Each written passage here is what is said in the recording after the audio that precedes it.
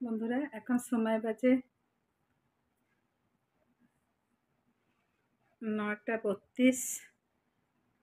এখন সময় বাজে 9:32। সবাইকে ওয়েলকাম জানাচ্ছি সবিতাস ব্লগ চ্যানেলে। বন্ধুরা অনেকদিন হলো আপনাদের কাছে কোনো ব্লগ দিতে পারছিস না, এই জন্যে যে মেয়ের বিয়ের হওয়ার পরে বোধহয় 18-19 দিন পরে মেয়ে ঘরে এসছে, জামাই এসেছিলেন, তো ওদের সামনে তো আর ভিডিও করা যায় না, জামাই ছিলেন, তো অনেক ব্যস্ততার ভিতরে আমি ভিডিও করতে পারিনি। তো কালকে কালকে भी অফিস যে জামাই ভুবনেশ্বরে তো চাকরি করেন, তারপরে চলে আসছিলেন কালকে পরশু, তো আজকে আর আসেননি। তো ওই জন্য আমি আপনাদের কাছে ব্লগ করতে পারছি বা আপনাদের কাছে আসছি। আমি মেয়েকে দেখিয়েছি, আর সন্ধ্যার সময় একটু বেরিয়ে গেছিলাম মার কাছে, মার সাথে একটু দেখা করে চলে এসছে।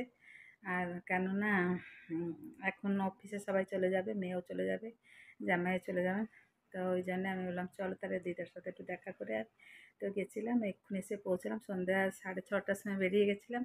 তো ওইখানে জলখাবার খেয়েছি, আর ভাত আছে, আম নিয়ে এসেছি, আর একটু পকোড়ি ছেনে একটু জল ঢালা ভাত খেয়ে নেবো ওখানে, কোনো চিন্তা নেই, আজকে তো জামাই আসবেন না।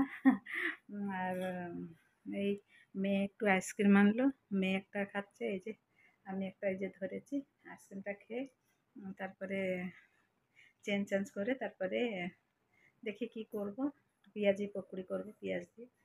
সাথে থাকুন না, দেখতে থাকুন।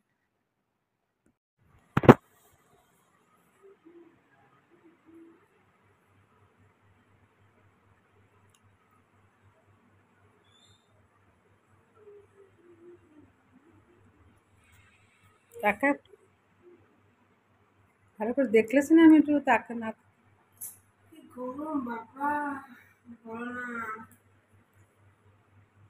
বন্ধুরা এখন সময় বাজে 10টা কাছাকাছি।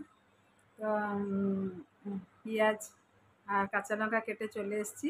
তো মেয়ে পকোড়ি ছেনে দেবে, আম নিয়ে এসেছি আসার সময় মার্কেট থেকে। তো মা মেয়ে খেয়ে নেবো, আর তো শুয়ে পড়বো। রাত্রে 10টা বাজে, আর ভীষণ গরম হচ্ছে, আর কোথায় আমার দাঁড়াতে ইচ্ছা করছে না, তো এই রুমে চলে এসেছি।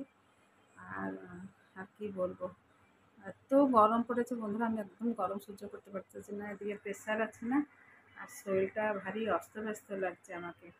তো আজকের মতন সবাইকে টাটা, বাই বাই, সবাই ভালো থাকুন, সুস্থ থাকুন।